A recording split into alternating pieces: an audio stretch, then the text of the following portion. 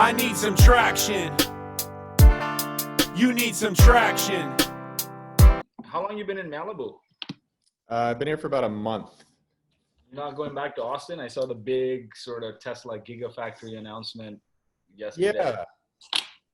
Yeah. I might go back to Austin. Just right now, I like going where the weather's good. And it's one of the things we were talking about, I think, as a lot of people are coming into the conversation. One of the best ways to improve your life is to change your geography. Yeah. And right now people are like, I'm trapped inside. It's like, well, why don't you get trapped inside somewhere where the weather's better? And it's much more affordable to live in places than you think. But Austin has great weather. It's just 100+ degrees right now. Yeah, that's not great. I know. That's not great, man. No, Austin has a lot to offer. I just think, one of the things I made a video, I was working on a content piece yesterday called, how to do networking from home. Yeah. And I think one of the biggest reasons I'm where I'm at today professionally is because I was born and raised in the Bay Area. Like, there is no way I'd be a multimillionaire or work at Facebook or be at Mint or have AppSumo if I was not raised in the Bay Area. And that's mostly luck. So it was something like, wow, everyone can create more luck by probably placing themselves in better geographies. So I must say then your next gig is going to be in Hollywood. I mean, I will say, what's fascinating about being in Hollywood is that if you want to be famous in content, okay, it's much easier to do it where, like, literally there's a guy downstairs who we just hired from USC Film School to come film this interview I just did with Jordan Belfort. And it's like, oh yeah, there's a lot of filmmakers at USC in Hollywood. And there's a lot of YouTubers. So I see people, literally, I saw this girl in a mirror yesterday.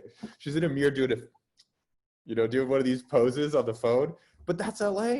And I think if you want to improve or grow in different areas, being somewhere else is a great way to do it. So the other thing is I should not leave the Bay Area and move to Austin or something, basically. That's an interesting discussion because people are like, Austin's great. And look, there's things great at Austin.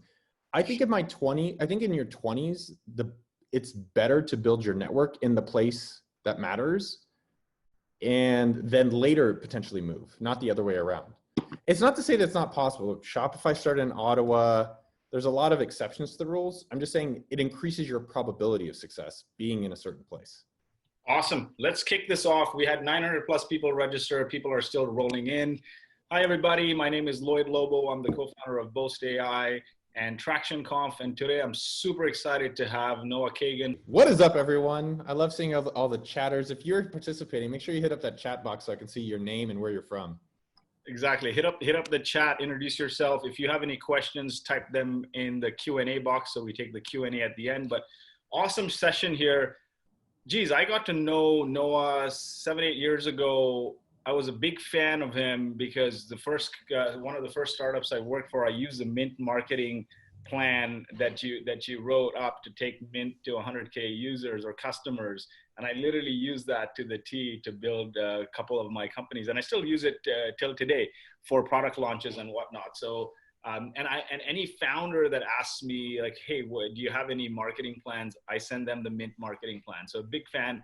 Also, Noah has an offer. You want to tell us about it? youtube.com/OKDork. What is that? So we have, I don't know, there's hundreds of people coming here. So if right now, I'll tell you about marketing and we'll talk a lot about this stuff. My number one priority is growing my YouTube channel. So for someone who subscribes today that's watching, we're going to do it at the end of the presentation. I'll give $250 AppSumo credit. You just go to youtube.com/OKDork, hit subscribe, and we will hook someone up with $250 AppSumo credit by the end of the show. Awesome.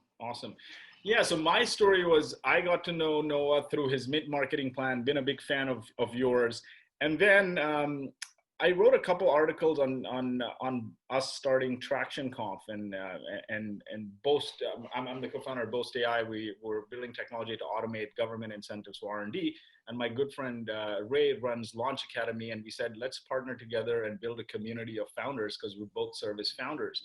And I wrote a blog post on HubSpot about how we got all the speakers and cold emailed them and our journey to building traction and bootstrapping it. And Noah reached out on Twitter to me saying, hey, I want to hire you as a writer. it's been 7-8 years since, and like I think our relationship has mainly been on Twitter, messaging each other back and forth, and then through email. And hopefully I'll see you in Austin. And I think I would love to meet you in person, man. Well, so one thing I want to highlight, so for everyone out there, there's, you know, hundreds of people. Oh my God, it's really amazing. Laura, Kevin Paulson, Jonathan Hadler from Chicago, people all over the world.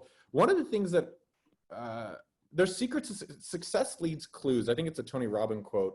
Success leads clues. And so one of the things that I still do to this day, I'm almost 40, I still reach out to anyone I find doing something interesting. So I saw, and I think that's one of my superpowers is I'm really good observer of greatness. I don't know if my stuff's always the greatest. It's pretty damn good, but I love finding people doing great stuff like yourself and reaching out to them and just connecting. And you never know how the world's going to turn out. And so I've actually found that to be for everyone out there. Reach out to anyone that's doing interesting stuff. The second thing that you did, Lloyd, that I don't know if people give enough credit for you, but if Jim or Monica or Dave Shefferman, oh, he's from SF. That's where I'm from. Yes. If you are trying to build your business, if you're trying to build your brand, if you're trying to grow as a person, one of the best ways is to connect with new people. And putting on Traction Conf, now we are connected besides you writing the blog posts. And so I'd say for anyone out there, can you post a Zoom thing? Can you host like a lunch thing? Can you start connecting people? And for me in my career, that was probably one of the biggest reasons that I was able to be successful from actually hosting events very early on. Exactly. And so one of the first things you told me when you reached out and how we built that relationship was I responded to you, I think, in sub-seconds. And I still do that. I try my best to respond to people very, very quickly. And you're like, wow, dude, you respond really quickly. Let's get on it. And then I think I did write a blog post for Sumo Me a few years later. But let's get right into this, right? So how are you doing in Corona time? You're in Malibu.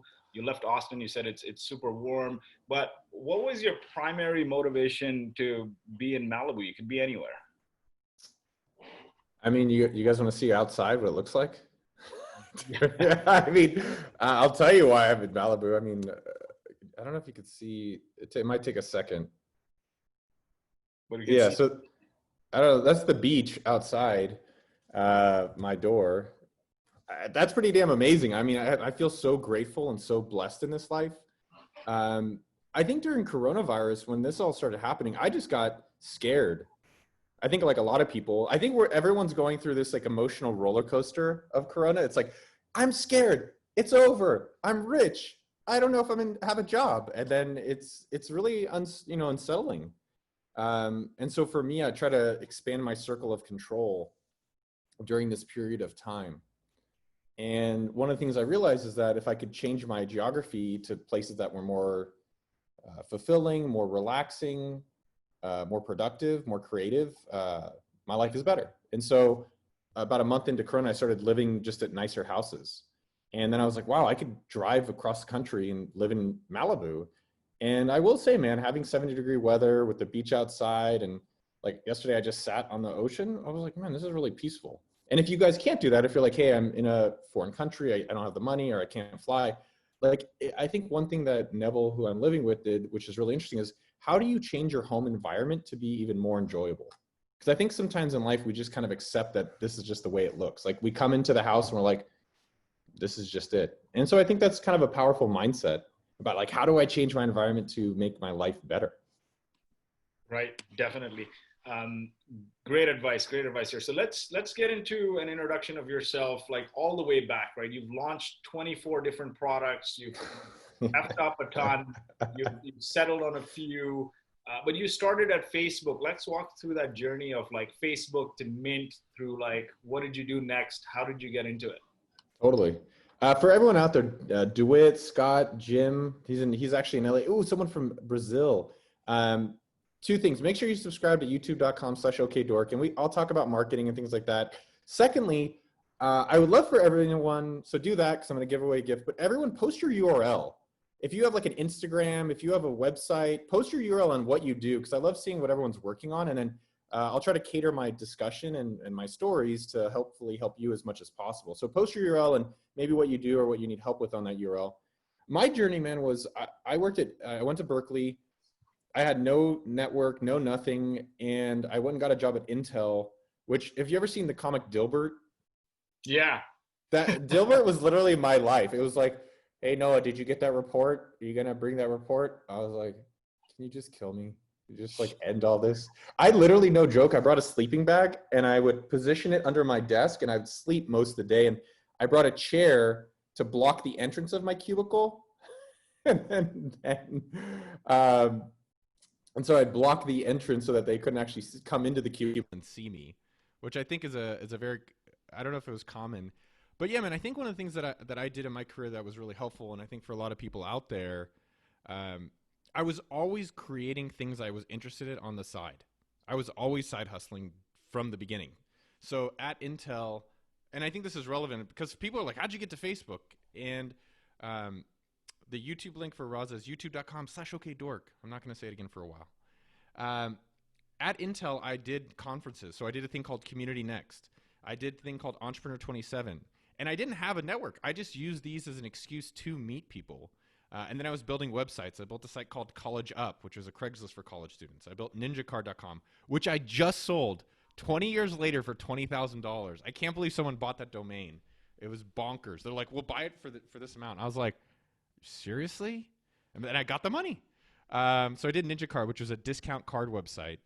I built, a few other things, and it was just, I was always making stuff. And I think that's a really valuable thing that not everything is going to work. And so you do have to find things you're interested in and start now.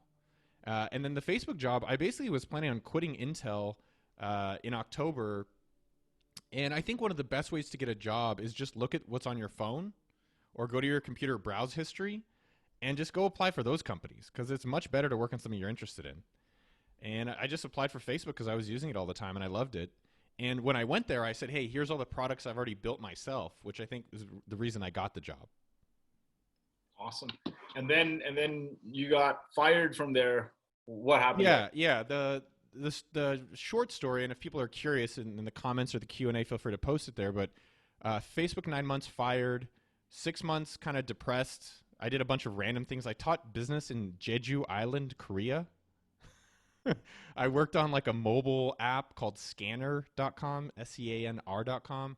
I put on those conferences, communitynext.com. And that actually was really helpful. So I put on these conferences kind of like you did Traction, and anyone can do them. It's not exclusive. I didn't have a network. I put on the conference. So think of it this way. If you want to get me to speak at your conference, or if you want to get, maybe not Mark Zuckerberg, but some famous person, you go to them and say, hey, I'll buy 300 of your books. Can you come speak at this thing? And they're like, sure. Now, all you have to do is go sell 300 books, and that part's easy. But getting the speaker and the building the relationship part is hard. And so if you can convince them. So that conference business, which was fascinating to think about, because I did these conferences, because I was interested in them, one, they ended up making $50,000 a conference, which was insane. I couldn't believe we were making that much money because I wasn't trying to. I just wanted a conference. And the second thing was, because of the conference, I met Dave McClure, who was a pretty known guy in the Valley, and he introduced me to Mint.com, and that is how I ended up getting the job at Mint from that. And so I think what's been fascinating about my life is that most of my net worth is from the people I've met. I met Dave, who put me at Mint.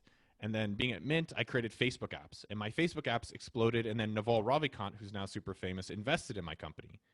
And that's how I met Naval, because I built these apps that blew up.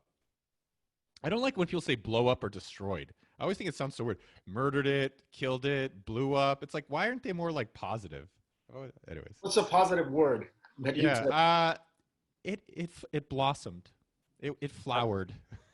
I like it. That was the career. So it was Facebook, Mint, Facebook Games. Then we transitioned to Facebook Payments for Games. And then from there, I think in my career, I think one of the things I'd recommend for everyone is notice the pieces that you really liked in your career or that you're liking to do in your hobbies, and notice the parts that you're just like, oh, this sucks. I've always loved the marketing. I love tech. Like the first thing I do almost every morning after I finish my routine is like I read techmeme.com. I love techmeme.com. It's like my favorite thing to read every morning. And so I eventually kind of came to AppSumo, which was I love marketing cool stuff. I love tech stuff. I love a good deal. Like I worked on NinjaCard back in the day, and it was like, wow, I can actually see if I can make money doing this. So that's kind of where we got to. That started about 10 years ago. Awesome. And then you settled in on AppSumo and SumoMe. So you've launched 24 products. How did you settle on AppSumo and SumoMe? What made you decide to like, this is the one, this is the product? Like, how did you go about that? Are you married, Lloyd? I am. How'd you know she was the one? Man, I met her in right outside after high school. We were prom dates. It almost feels like we're siblings. It's bad. That's No, good, right? I like that. Well, I think two things. It's the same thing. Did you date other people before her? I did, but like, when you're pre-18, are you really dating people? I don't know. This like high school stuff, right? So we were prom dates, and then we've been together. Like I'm 40 this year, so You look great, dude. We're like the best looking 40-year-olds I know. So in terms of dating and finding stuff, I've had a belief that any business can be profitable if you can persevere through it. So I think any of the 24 probably could have been businesses if I was willing to really persevere. The reality with that, so my big takeaway for you, the audience, for Yoni or Jitin or Serge or Adrian, anyone out there that's watching, is your idea can work, but how long are you willing to work on it for? And the reality is most people won't even start. So as long as you started, you're ahead of it. And most people won't keep iterating and keep noticing what's working. And so for me, I tried all these businesses, and some worked, right? My Facebook games, like, they did really well. We were the top Facebook developer.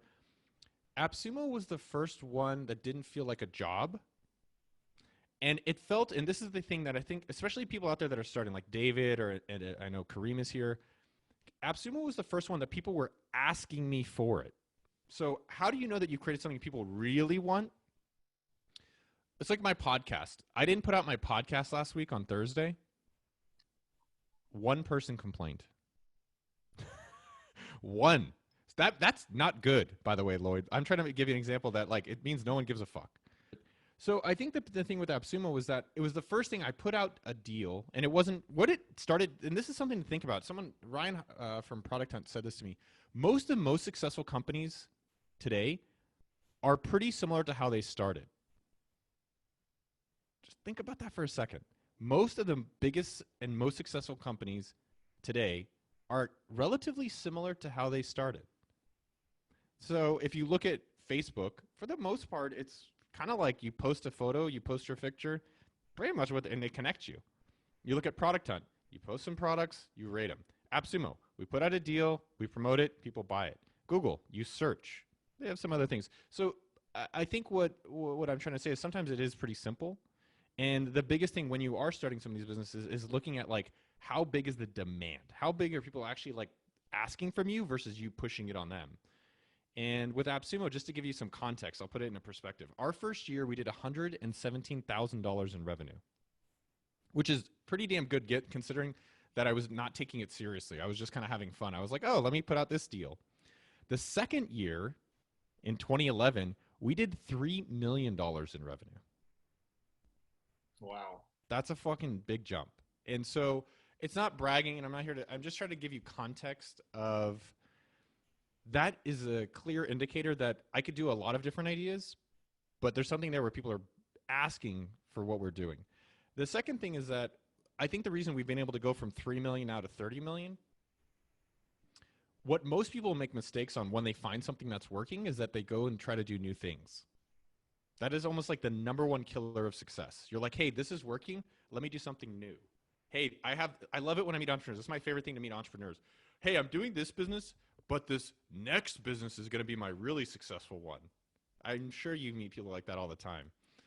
And I think the reason we've done well with AppSumo is that we found something, people wanted it, and then we hired Eamon about 5 years into the business.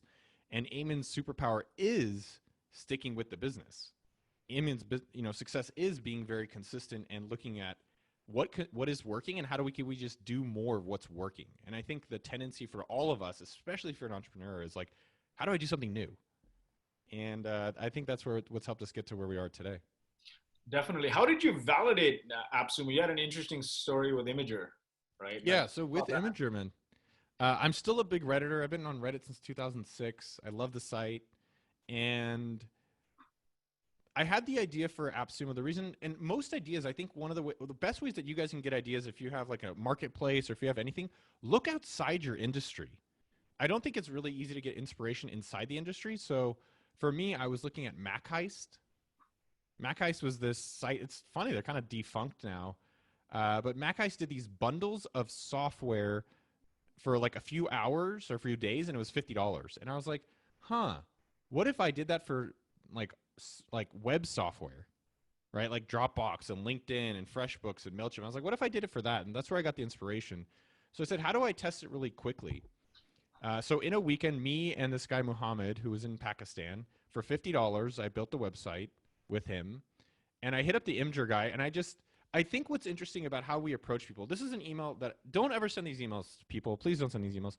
Hey, Lloyd. Hey, Noah. Can I help you with anything? Like, yeah. How about you just not email me that email and waste my time so I don't have to delete it so quickly? That would have been more helpful than wasting the 2 seconds where I had to use my keyboard shortcuts to delete your ass. So it's much more appealing to email Alan from Imgur or email me saying, hey, Alan, I see you're selling Imgur Pro for $29 a year. What if I sell 100 of them for you and I pay you $7 for every one I sell? I'll send you $700 in cash. That sounds pretty damn great. And so I think what I'm trying to highlight there is that it's not that I didn't know Alan, I didn't know Imgur, I didn't know anyone on Reddit, but I approached him in a way that made it exciting for him to want to respond to me. So Alan responded saying, yeah, sure, it sounds great. You'll give me $7 for everyone you sell. And then I went to Reddit, and I just hit up the founders. I didn't know them either, but they were pretty small at the time. And I said, hey, Imgur's really popular. Can I get some free ads to promote it to the audience? And I did take him out for breakfast. So it was a very valuable breakfast. His name's Chris Slow. He's still a great dude. And Chris gave me free. Chris spoke at Traction last a couple years ago. Chris Slow, really? Yeah, Man, yeah. Very good dude. He he's where I'm at. He's helped me get to where I am today. That's the thing. Nothing. I hate the phrase self-made, because there is absolutely nothing self-made, right? Like you can't even be born self-made unless you're born in I guess you could be born in a lab. But for the majority of us, we're all two-parent made. And the same thing with success. Success has a lot of people with you on that journey, and so if you are alone, you should probably go figure out some communities. Maybe it's the Traction community. We have a okdork.com/group, which is a Facebook group community, but go find people to be around to help out and to help you. And so Reddit gave me free ads. We ended up selling about 200 of them. And I said, if I can sell at least 100 of these, I'm going to keep doing this business. Because I had other ideas at the time. Like, I knew I wanted to help small business owners. And this is going to sound rude, and I don't mean it to sound rude. I was tired of kissing ass. I was really tired of kissing a lot of ass, Lloyd. And in my previous businesses, like the Facebook games and the Facebook payments for games, I just was like kissing so many people's asses, man. I was like, hey, can you please use this? I was like begging them every day, like, please use my software, please. And then they would use it, and then they'd say, yeah, get out of here. You're a bum. And I was like, man, I don't like this. I want to have power. I want to be in control. And I realized that I wanted to work on business that was like oxygen to people. And so with doing something like Imgur and promoting, I was like, oh, wow, if I can bring people customers, they will always need me. And I don't have to beg them. And I want, business, it should be a relationship. It's not I need you, you need me. It's like we need each other. And so with AppSumo, I was like, wow, I can bring people customers. I can get the tools I want without having to pay full price. Like, I still ask for discounts and deals. And that's where it led me to the path, like, wow, this can be the business when I sold the 100 of them and do something I just really wanted. I was like, even if I wasn't doing it myself, I would be the customer. So you bootstrapped it. You've not taken any outside funding, customer driven entirely. How did you figure out your pricing model? So that's actually it's a great question. And the thing with pricing, I'll tell you some stories, but there's two things with pricing I would say. This is the most valuable thing I've ever heard about pricing. You should not think your pricing is set in stone. And a lot of people that have SaaS or starting businesses are like, oh my God, if I do this pricing, it's forever. It's like you're not marrying your pricing. You are dating it. Yeah. So that's number one. I can't tell you how many times we've changed our pricing at sumo.com. And with AppSumo, our price, I will say this though, our pricing of AppSumo is the reason it went from a 6-figure business to a 7-figure business. That's crazy. That is the only reason it went from 6 to 7. And so how did we do that exactly? We were doing these bundles. So it was like we have a productivity bundle or design bundle or Mac bundle, and it would be $50. The value of the items in the bundle was literally worth about $2,500. So for $50, you get $2,500. And people literally couldn't grasp how valuable it was. So Andrew Chen, who's our only advisor in the company, made a spreadsheet. He said, Noah, right now you're doing one deal a month with 5 products, selling it for $50, and you're making $10 a deal. So you're making like $5,000 per month, which is, I was pretty happy about that. My goal, and I think everyone in all of your businesses, so from Annabelle to Kelsey, all of y'all, you need to really just figure out your goals. A lot of people are like, I want $1 million. It's like, for what? It just sounds cool. Well, there's a lot of other things that sound cool that are easier to do. But I think my recommendation there is figure out what you really want. What is your goal? My goal when starting AppSumo was to make $3,000 a month and go to Asia. That's it. And so I made $3,000 a month and I left. I think I went to Argentina. No, where did I go? Maybe I went to Thailand eventually. So, but the thing with pricing is, as I was describing the story, was we had this pricing that would, these bundles that were $2,500. So Andrew made the spreadsheet in one column. He did, here's where you're at now. And he said, well, if you just took the 5 products in the bundle and sold them separately, and instead of $2,500 in value, it's like $500 in value for $50, and now you could do 5 deals a month instead of 1, it looks like your profit's going to be a lot stronger.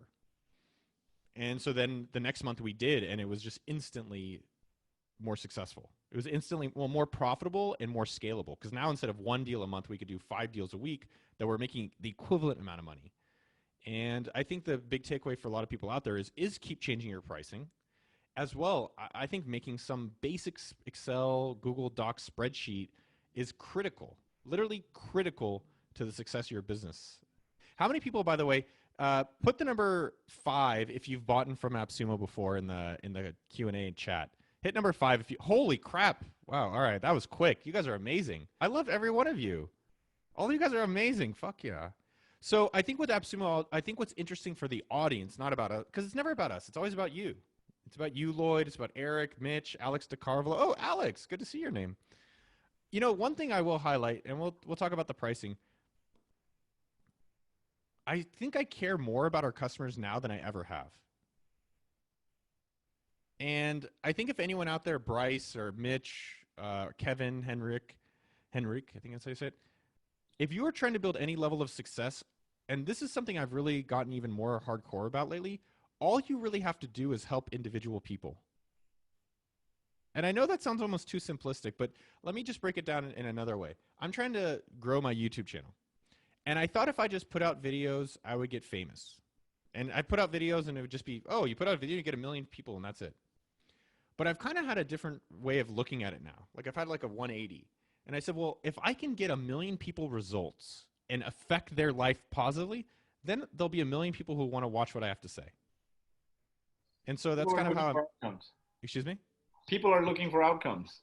They're looking for results. Yep. And in your businesses, everyone that you guys are doing, whether it's consulting, whether it's SaaS, whether it's e-com, whether it's digital products, all you really have to do is individually help someone get a result, and you will be set for life. And I think with AppSumo now more than ever, like I'm individually looking to say, hey, how did this tool help you out? Hey, can I put out a YouTube video that will help you get some result in your business? And I think less like, oh, let me just put this out and put some ads and hopefully I'm rich, which I think is the sexy. I find it almost more sexy helping people individually. And I think that gets lost a lot of times, especially online, because the beauty of online, it works around the clock. You don't have to be there.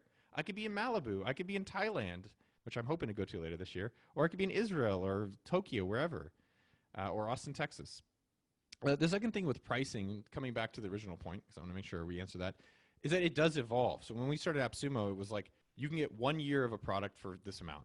Then we did 5 years, and then we did lifetime.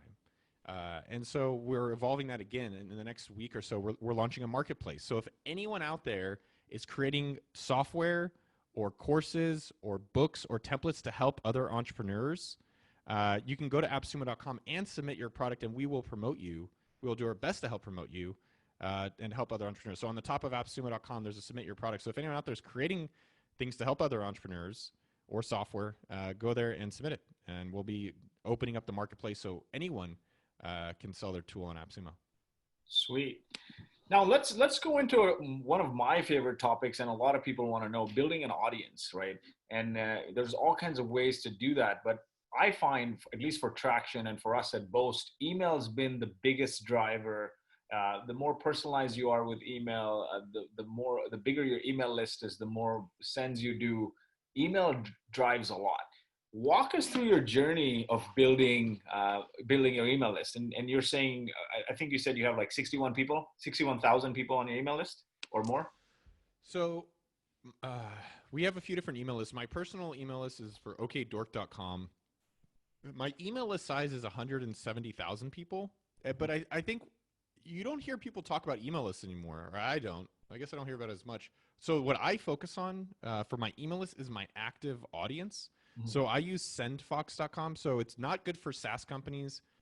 It's phenomenal for content creators. So if you're looking to do a weekly newsletter or you're a content creator, we've built it. It's free to use, sendfox.com. And we pretty much show you your active audience. So that is the people that actually care about what you're saying. Because I think what's interesting about business is that if you have, I could give you my email. Here, I'll just give you my email. It's noahkagan@gmail.com. That is my personal email address. You can get a lot of email addresses, but to get someone to reply or get someone to open or get someone to buy from you, that's the value part. And I think people are just still so consumed on like, hey, I got 10 emails today. It's like, well, of those 10 subscribers, how many of them opened your email? How many have clicked your email? How many have bought a product? And that's actually what you need to be aiming for, which is your active audience. So yeah, my active audience is 61,000 today. Awesome. And my journey with email, I didn't do it for many years. I started blogging in 2000. It's now 2020 today. I didn't do any email. And in 2010, I was doing all this advertising to our deals on AppSumo. I was running a bunch of ads, and I got on Lifehacker. We got featured in Tim Ferriss. We got all these things. And people would come to the site. And then I was like, well, they came, and when an e-commerce site, e-commerce SaaS, any digital product business, good conversion rate was 3%. Like, that's great. If you can get 3 to 4% conversion rate, normally it's 1.5%.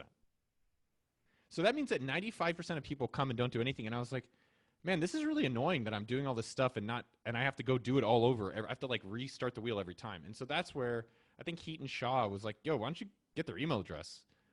And that changed our business again from 6 to 7 figure business by saying, instead of having to go and find them, hunt every single time, we actually can farm and do that. One thing that blows my mind, Lloyd, is like restaurants. It's so hard to get me to come in your restaurant, especially nowadays. But like, why don't you get my email address to help get me back? And I think every single business can use email as a way of building relationships and scaling. Definitely. What are your sort of top tips for building an audience? Like even beyond just email, right? Like how do you yeah. Let's say you went and got a list or like 10,000 people signed up or 1,000 people signed up. What are the key steps for keeping them engaged? How do you build that relationship, right? Because it's not like they'll want to buy from you or be engaged on day one. It's almost like dating. You don't walk into a bar and ask somebody to marry you. Right? I mean, we're in the attention age right now, right? And everyone is fighting for attention, right? And I think every single person, if you are trying to do something online, should have a public presence. So you should have either an email list, a blog, or a YouTube channel. You should have one of those three. I think the other channels, I don't find them as controllable or as scalable. And we can have a longer discussion about that marketing because I do think it's fascinating. But every single person should start documenting their journey publicly. Every single person. Because I think it improves your communication skill. You meet cool people. It'll actually help build your business. And it's a cool way to also reflect on how you've changed over the years. So I would say my biggest takeaway from email, and we can talk about how to grow it if people are starting out. If people have email lists here, by the way, if you have an email list or you don't, that's fine. Put how many people are actually on your email list in the comments. I'd love to see the sizes of different people's emails lists. It doesn't matter the size. It matters that you have some and that you're actually helping people. So this is okay. Awesome. Keep them coming. If you're at 0, I want more zeros. Who's the 30K? Wow, somebody's competing with you. Okay. Dude, that's great. I want people to beat me. I'm not here to win. Well, I'm here to win, but everyone can win. Sylvie's at 0. All right. So if you're at 0, Go to sendfox.com and sign up for a newsletter today. Jillian, you're so funny, dude. Meyer. All right. Okay, good. Email's dead. Yeah, email's super dead. Yeah, stay out of it. Leave it all to me.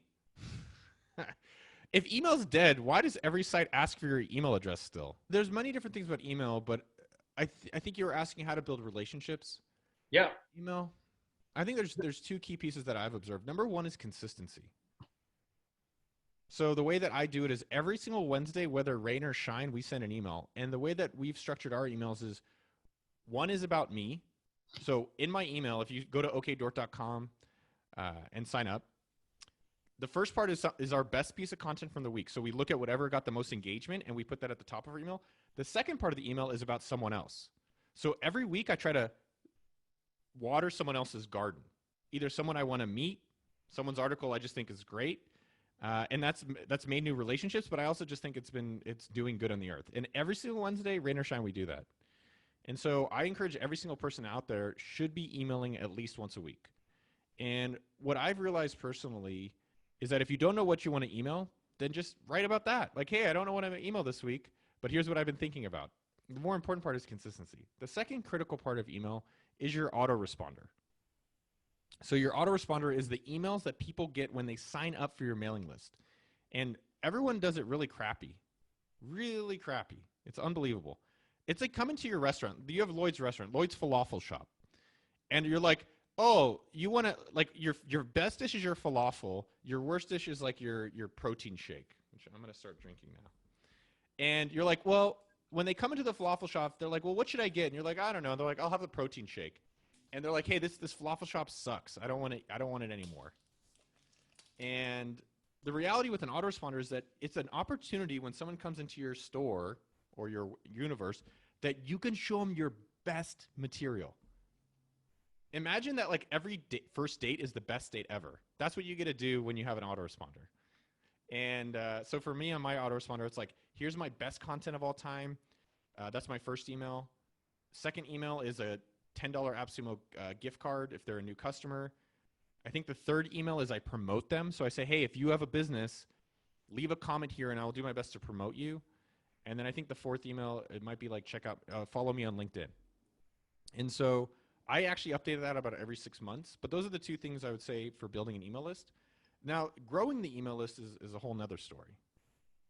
Now let's dive into that because a lot of people are interested, except Noah Bloom, who has 280,000 folks. He's probably still interested in growing. Yeah. Let's dive into it, and then I have some rapid fire questions. But man, I'm here. I can stay a little longer too. I had to kick off. Dude, I left Jordan Belfort, the Wolf of Wall Street guy, came over, and I was like, hey, I got to leave to come hang out with the Traction Conf people. But one thing is interesting. My last name is Lobo, which means wolf. And how did you know I grew up in the Middle East? You called it Lloyd's Falafel Shop, so that's interesting. You have like a Middle Eastern tang to you. Awesome. Yeah. So let's dive into building an email list. What are some things we can all do? So if you have 5, everyone's like, oh, I'm just getting started. I'm at 1,000. Every company starts with one customer. And I think this gets forgotten. AppSumo had our first customer, and now we have thousands of customers, but it starts one. TractionConf started with one sign up, and now it's at many. And so don't be discouraged whether you're at 1. I have a video on YouTube called How to Get Your First 100 Email Subscribers. So if you're at 0, my suggestion is don't spend any money on any software. Don't buy any ads. The first 100 subscribers should be people you know. And I know you want some secret. They're like, no, tell us the secret one, though. Tell us the secret stuff. Do that one first. And once you've gotten the 100 through that, do it more that way. And so how do you get the first 100 is you post on your social media, post on your LinkedIn, you post on your Twitter, you post on your Facebook, post on your Instagram, you post on your stories, and you do that every other week.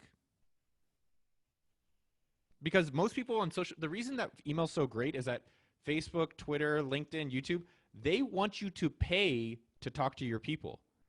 With email, you don't have to pay anymore to talk to your people. You have them. And so that's the beauty of it. And so number 1, use your network. So update all your bios on your LinkedIn, update your bio on Twitter, update your bio on Facebook, and then post on those places regularly on your stories. Do it right now. Hey, if anyone's out there that'll do it right now, I'll call out your URL. So if you can post on your Twitter, or if you post on your Facebook, if you post on your LinkedIn, you post on a story, post below your URL about it, and I'll just call it out, and we can all give you some love. we'll all go check it out and sign up for you. Second thing, yes, it's too much damn work. No, I know. You should just buy ads and pray. That's my new business model. Buy and pray. You know what's really worked for us? No, I'll tell you. So we used to do in-person events a lot. Big conference in Vancouver, founder dinners every other month. Webinars were just not a thing. We'd do it once in a while. And then I was involved with SaaStr as well. I know Jason Lemkin quite well. And I got the heads up that everything is shutting down when SaaStr didn't happen. And he's been a sort of mentor to me. And so we knew this wasn't coming. So we proactively reached out to all our speakers and scheduled out every Thursday at 11 Pacific, a webinar with each one of our speakers and people who are not our speakers. So we have webinars scheduled through the end of the year. Every week we're adding 500-600 people because they're coming to the site. Now it's on our site at Boast AI. It's on Launch Academy's site. It's all on our partner site as well. Like we've partnered with Founder Institute, with BCS Ventures. We've partnered with everyone and just co-promoting it. But the links are ours. So everyone's signing up. Now we've got 900 people. I guarantee you 600 of these people are not in my email list and they're going to go back up. And then, so that's worked really well. I think maybe interview somebody live and get them to sign up. Yeah. I think the Zoom thing with doing Zoom, I think let's take a step back. If you're at zero, you don't need to be, I think people are wanting fancy and this kind of stuff, but Lloyd, you're a little bit ahead, which is great. So I think from 0 to 100, you got to just do manual work. Update your email signature, tell all the people in your network, text your friends. That's step one. Step two, I think, is like, how do you go from like 100 or 1,000 to 10,000, right? And so I think that's the interesting kind of approach. Things that have worked really well, giveaways. Giveaways are amazing. I'm still surprised how much people aren't doing them. Half the audience is not good. They're not qualified in terms of they don't care about you. But the other half is qualified. And the two things I would say with giveaways that have worked really well for us is do partner giveaways. So partner up with other people. So partner up with Lloyd and both of you guys do a joint giveaway because then you expand the pie of the audience. Or secondly, a way to do it is get companies to give you products for free. So if you like a microphone or if you like, the Oura Ring, which I do love, if you like Premier Protein or like, I'll show you another one. These are my favorite shoes. They're called Suaves. They're really great for traveling, really light, really flexible. Look at that. So I hit them up and say, hey, I like you. Can you give me some shoes for free so I can do a giveaway? And you do the giveaway. People find out about the shoes. They sign up for your newsletter, and that's when. So I'd say that's been one. Ads. I'm spending right now $10,000 a month on Facebook ads for OK Dork. So that's ads have been working. I think there's a lot of different things you could do. What is it?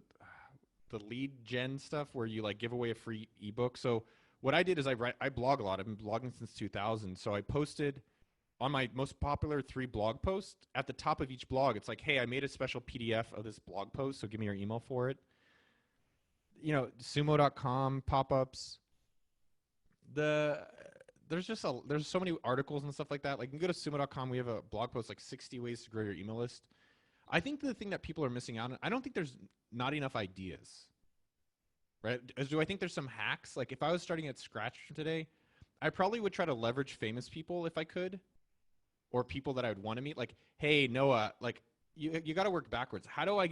Who has my audience and how do I steal it from them in a way that they're excited to let me have them? And so you, Lloyd, we have a relationship. You're like, hey, Noah, come on. And then it's like, how do I get Noah excited to want to share something? So an easy way to do it, I'll tell you. If you made an Instagram video for me that's like, hey, you made a really cool ass video. You're like, you edit it. Yeah, it takes work or money. And you sent it to me like, hey, man, we made this really great video for you. I think your audience might like it, but don't expect anything. I probably would post it. And I think more people don't do enough of that. And so it's like you got to get the person excited to share it with their audience, not just, hey, I interviewed you. Can you make sure you tell everyone so I can get your audience, which no one's excited to do. I made a cool poster for you. You're standing behind the gym bag, flexing your muscles. Oh, did you? Where is it? Yeah, I sent it to you. I'll send it to you in the recap after. It was funny.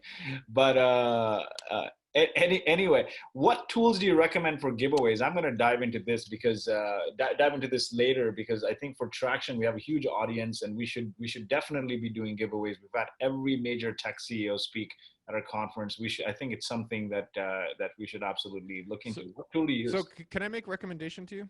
Yeah, definitely. So giveaways are great. So we built kingsumo.com, which is free. So you guys can all use it. Yeah, kingsumo.com, totally free to run giveaways. There's a paid version, but you don't need to pay for it. The other thing I would think about, so I love marketing. I love this world. I love marketing. I love finding great things and sharing them with everyone. And what's interesting about marketing is where is the audience and where is the easiest way to attract the audience. So right now, in my experience, the number one way that I've been finding to attract the audience has been on YouTube. To attract a new audience, not my existing audience. I think there's Google SEO, and then there's ads. There's Instagram, and there's some of these other places, but I've found that YouTube and Google SEO are still kind of like the two biggest channels for free, no money, no honey, to expand the scope of your audience. So I would be curious, Lloyd, how can you take the content from the conferences and package it up in ways that's unique and differentiated that expands the pie of your audience? Like when I was doing podcasting, as I was talking about earlier, I get like almost 10,000 downloads an episode, which is pretty high, but it never grows. And I spent a year doing every single marketing tactic I could ever do. Like I got Bo Jackson. I tried okay, let's try a different episode. Let's try a series. It did not work for me. And it's not to say it can't work, but then it was like, I take that same content, I put it on YouTube, and it gets 10,000 views. And how do you convert those folks into your email list though? That's the hard part. I mean, we didn't spend any time on Traction. I mean, we recorded the video, we edit it, we post it on YouTube, and whatever. And it doesn't do anything, right? Yeah. Do you watch? Let me ask. Do you watch that video? There's some videos I'd really watch. I mean, there's views. Like some videos have like few thousand views. Some have like 40, 50. Like Neil Patel has like 50, 60,000. Some videos have views, but like it's just sitting there. We haven't really spent any time on it. So what is your hack there? Yeah, so I'll give you a hack. So there's two things that are missing right now. Number one, what's your goal? My goal is to sort of own the audience, right? Meaning like it's on YouTube, but I want them to be engaged with the brand. No, that's not a goal. What is the goal then? A goal is I want like 100,000 YouTube subscribers. I want 5 million. I want 5 million in revenue. I want this many people on my email. So what's your goal? So my goal from that would be, I don't know if there's a way or if this is a too lofty of a goal, but I would love to use YouTube to add another 50,000 email subscribers, and we're already at 60,000 email subscribers. But I would love for YouTube to get to take Traction to like 100,000 email subscribers. All right, so now we're getting somewhere. Everyone, pay attention. This is the part that matters. Everyone in your business has to have a goal, and if you don't have a goal, then you're probably not going to have success. I would actually say that very clearly. Like, without a goal in business, you are not going to have success. What my point here with Lloyd, which is really, this is critical, is that if you want 100,000 email subscribers. You're at 60,000, you want to get 100,000.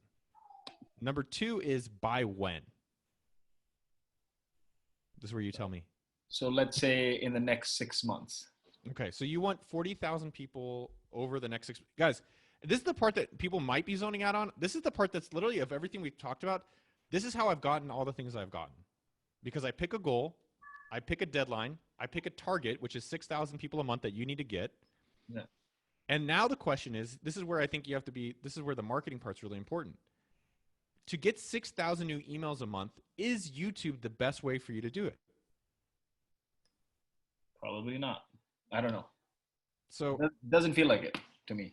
It doesn't feel like it. So right now on Facebook, I'm spending $1.72 per email subscriber. That's not even active. That's just a paid per subscriber. So to get 40,000 of them, if you want to just buy them straight up, you could just buy them.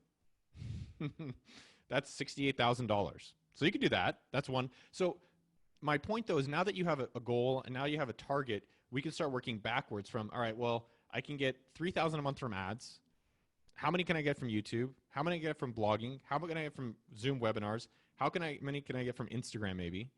And then you can start figuring out which channel is actually the most effective in accomplishing the goal. So let me give you another example. Do you want me to? Yeah, sure. So I picked a goal this year for my personal brand to get 1 million active audience a month. So what that means is that each month I want to be able to reach 1 million people, which is crazy. I know that's only one small town in China, but that's a lot of people to me. And I thought that was kind of funny. So we are doing it, and each week we're looking Google how much Google traffic, how much YouTube traffic, how many Instagram followers, how many LinkedIn followers, how many Facebook followers, how many Twitter followers. And at the end of the month, I was like, man, this is really hard to control. This is like so fucking tiring. And like Google's up this week, Google's down this week. That, Instagram is growing. Like our Facebook group from 1,000 to 4,000, and it's okdork.com/group if you're not on it. YouTube, it went from like 40,000 to 50,000. So the thing that was a really fascinating takeaway for me is your goal needs to be controllable. Because I couldn't really control Google SEO that much. I can control how many blog posts I do. And so what we discovered was that if we picked one goal for something controllable, everything else just works out. So what we ended up picking was YouTube.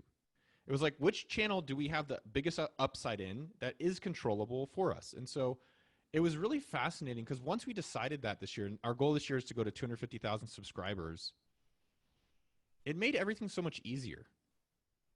And now each month, it's like this month we have to get 11,668. But I think it's almost interesting that I know that number. I could have also made it up. You guys don't know. But I do know the number. And the beauty of there is that it's controllable. I can figure out how to accomplish that to get to my 250. And look, if I ended at 100,000, it's still pretty fucking amazing. And so it's something to think about in goal setting, which is like, where do you want to go? When do you want to get it by? Is it the right goal, right? Because maybe not. And then what are the best ways to accomplish it? So for our YouTube strategy, I can try to take a screenshot if you want and show you how we're thinking about it. But basically, we took the 12,000 number, give or take, and we said, all right, how many videos do we need to do to get to 12,000? We're like, all right, we'll do 15 videos, and each video is going to do 200 subs. So what is that, 3,000? Yeah. All right. So that's 3,000. That means I'm still 9,000 short. So then you start having to work backwards. All right, well, if I need 9,000, how many am I going to get for my old videos? All right, well, that's 3,000. So now I still have 6,000 left. And then you can be creative about how to get it. So now we're doing collabs. So like I'm going to go on, I went on Jordan Belfort's show, and then he came on my show. And then we're trying newsletter sponsorships. So I promoted Morning Brew, and Morning Brew promoted me. And I promoted Mr. Spoils. Mr. Spoils promoted me. And I promoted The Hustle. The Hustle's promoting me. And then we're trying like interview famous people, that interview famous YouTubers. So we interviewed a famous YouTuber, and then we make this really crazy video. If you go to youtube.com /okdork, you can see these famous YouTubers, and we make this like crazy, interesting video with them. And so it's kind of figuring out how to make it, predictable and scalable, and frankly, just easier to win. Awesome. Let's dive into some rapid fire stuff. Is that okay? Yeah, dude. I want to answer everyone's questions. And then there's not a lot of questions here that we're not taking, so that's good. So that means people are engaged in the conversation, which what is good. For everyone out there, you guys posted URLs. What is the number one thing holding you back from success right now?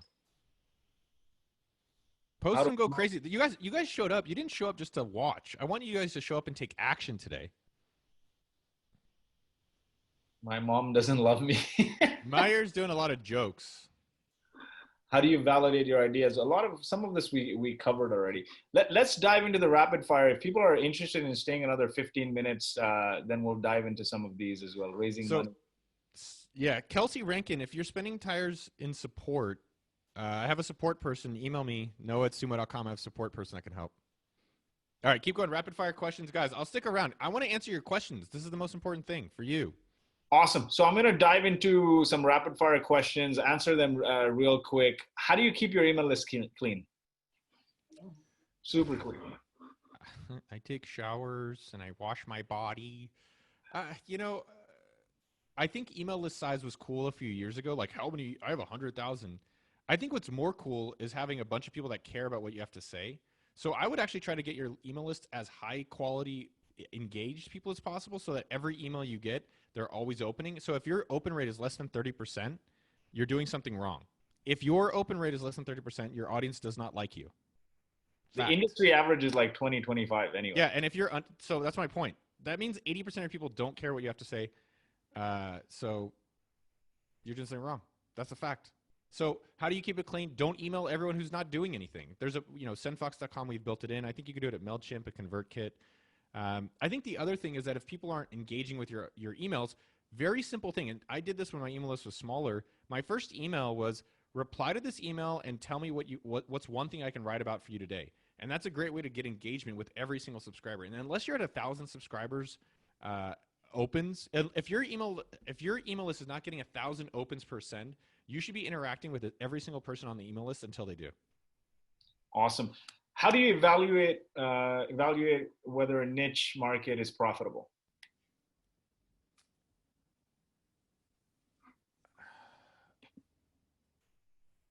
I mean, how do you evaluate profitable? I mean, you see if there's money. Let me be clear.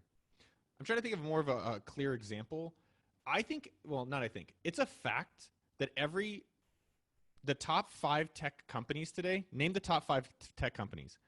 The top 5 tech companies all started niche.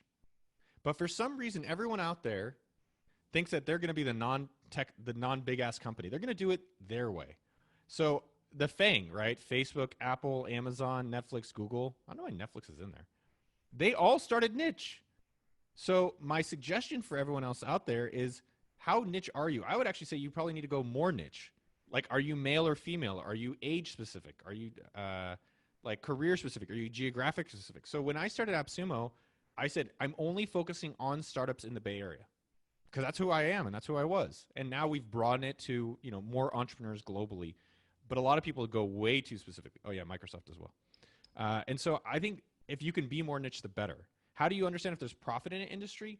I think every single business, and you can challenge me on this, and I will prove it to you. You can start any single business in a weekend. I call it the $1 million weekend, which is 48 hours, 3 customers, and make $100. And if you can do that in any industry, I believe you can create a $1 million company from that. The next time we meet, Noah, we should do that weekend challenge. I'd love to do it. I can start any business that anyone talks about. Like, you can bring it up. There's a larger audience. Even 200 is pretty damn big. I'm happy to prove any single business that you guys have. If you guys have any business ideas, shout them out in the Q&A or the questions or the chat, and I will show you how I would. We'll do a leaderboard. We'll do a leaderboard. Yeah, let's just do it now. Let's just do it now. If you guys have any business ideas, Maxine Cunningham, my morning routine, I just posted on YouTube. It's called a Maker Morning, about how I do my morning routine. Awesome. The next one is one simple tactic every budding entrepreneur needs to master. Oh, man. That is really interesting. The one tactic every entrepreneur. Man, I have a few, but I'll just do one. I would say fear. I think if you can overcome the fear of rejection, you can do anything. And I always tell people to do the coffee challenge, which is go next time you buy anything, ask for 10% off. And I just did it 2 weeks ago when I was buying some pizza. And she's like, what do you want it for? I was like, just cuz. And it's scary. I was scared, even though I've done this many, many times. And I think if you can practice getting rejected and living and keep persevering, you can succeed and get anything you want in life. Awesome. There's a interesting question here. How do you convince investors to invest their first $1 million into a startup? I mean, that might be easy, but it's actually easy. It's easy. Yeah. What would you do? I think the easiest way to convince anyone is have something that is undeniable. And so what I mean by that is, when I started AppSumo, I said to myself, it's going to be much easier to recruit a developer if I already have a business making money versus, which is what this person's asking, hey, developer, I want to start this idea. Do you want to come do all this work for free and maybe I'll give you something? So I think the same thing goes for investors. Hey, here's what we promise we're going to do versus, hey, we're making all this money, having all this success. If you put $1 million in, here's what you're going to get out of it. It's much more clear. And so I've always leaned towards this side of it, which is make it undeniable that $1 million is going to turn into 10, and you are the desired one. Definitely. Now, let's dive into some emotional aspects of building a company because we talked a lot about growth, the things you can do, Facebook groups, social media, email lists, etc. But let's dive into this. Right, we're in COVID. There's a lot of chaos. How do you thrive in chaos and find positivity, confidence, and joy during some of the toughest times many of us will ever live through? I don't know if I have a great answer. I mean, I'll tell But you for you're doing me. it. You're Yeah, smiling. I mean, so I would say my personality loves chaos. So I struggle with stability. No, it's not stability, but consistency. Like when it's not chaotic and it's just like, okay, that to me is fear. I'm afraid of that, and I'm actually working on that right now. I think the things that I've observed in coronavirus that have helped me succeed is number one, uh, figure out what you can control. Because you can't control the weather. I can't control all the news reports. I don't read the news anymore. So that's been helpful. I removed a lot of the noise. Like I was in these text groups. I'm in these text groups with these guys, and they're like, oh, today Corona's this and that. And I was like, is this helping me anymore? And I was like, it's not. It's just kind of discouraging me and distracting me. Same with social media and all this stuff.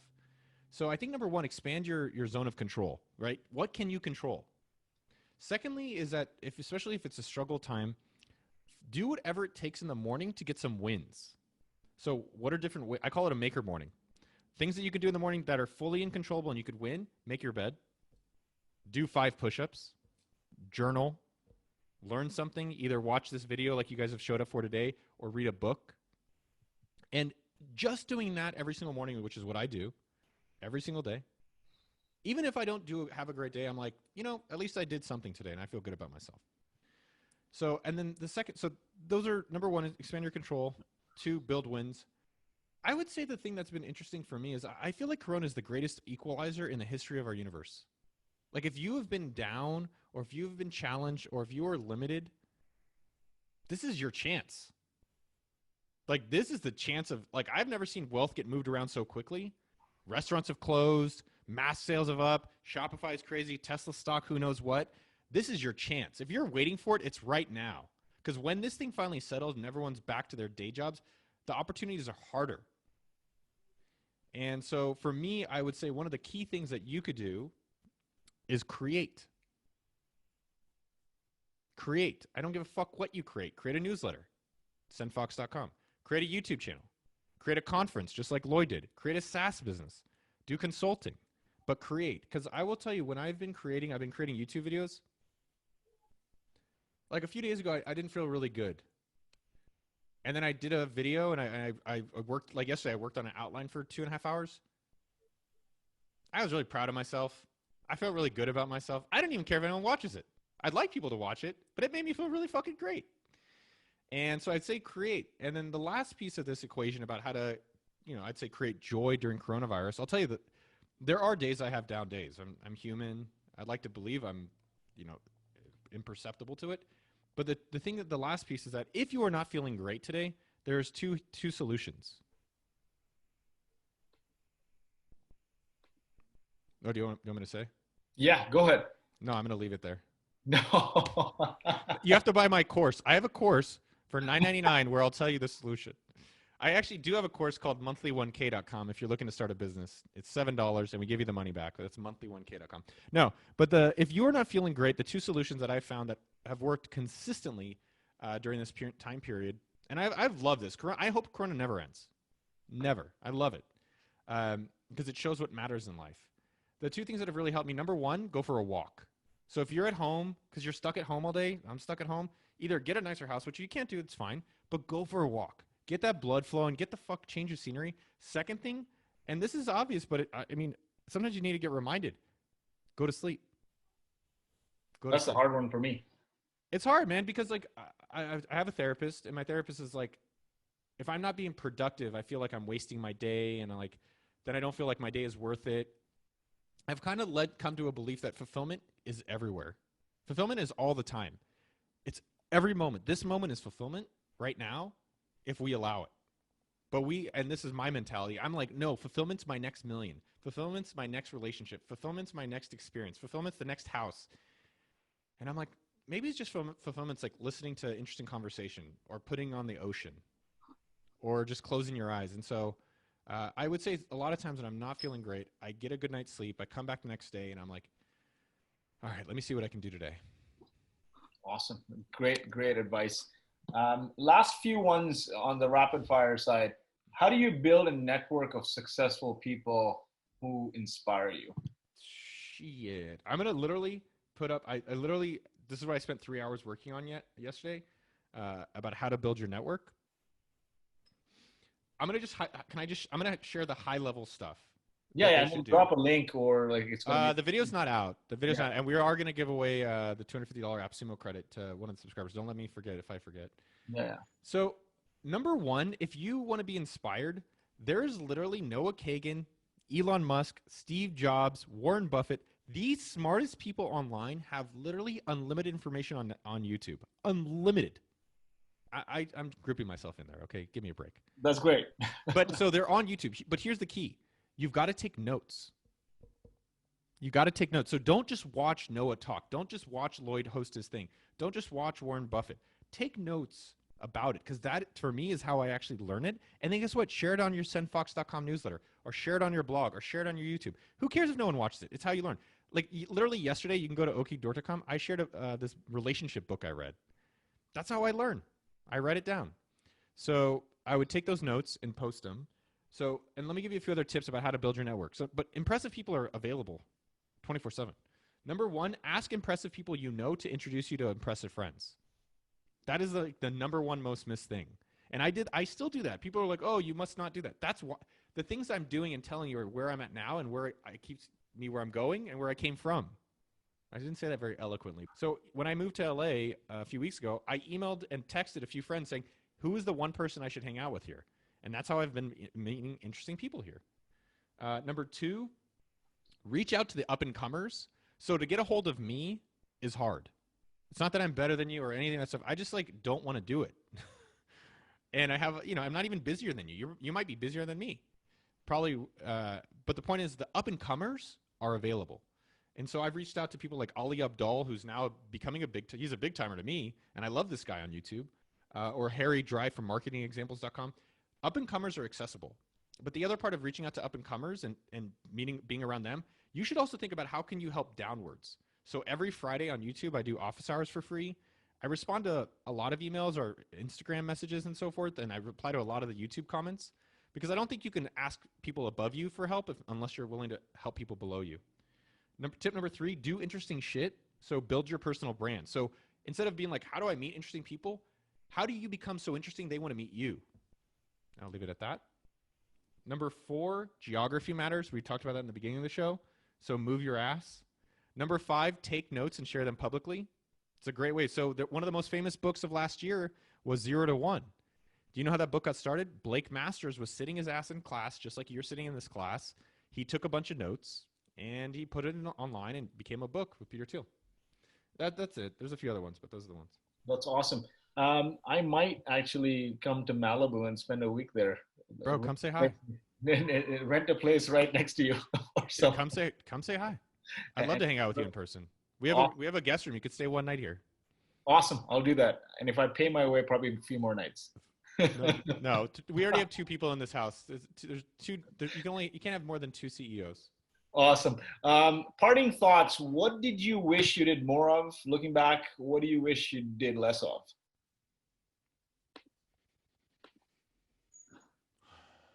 What do I wish I did more of?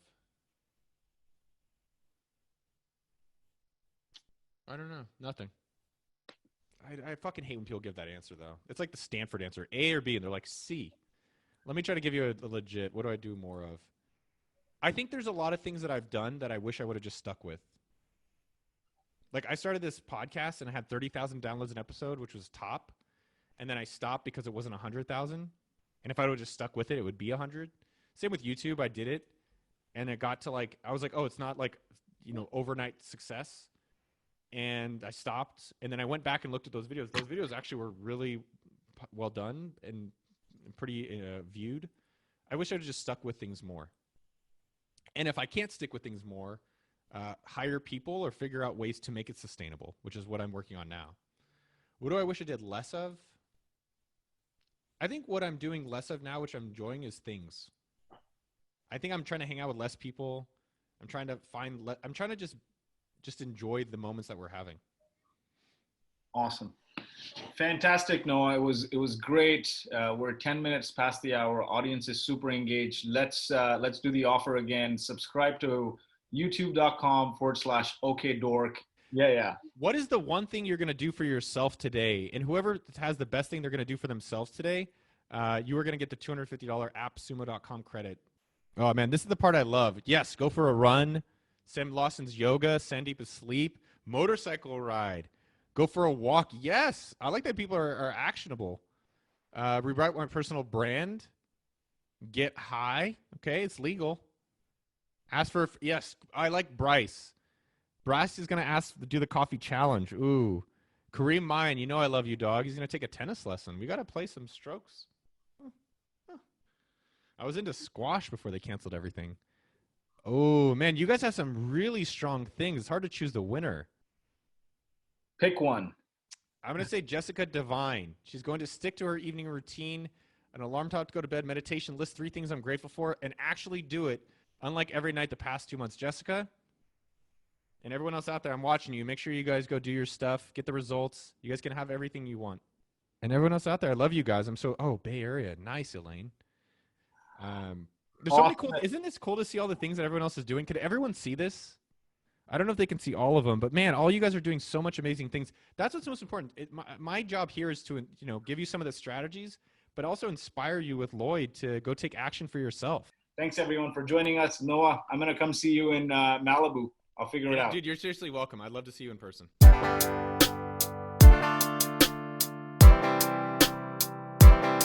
I need some traction.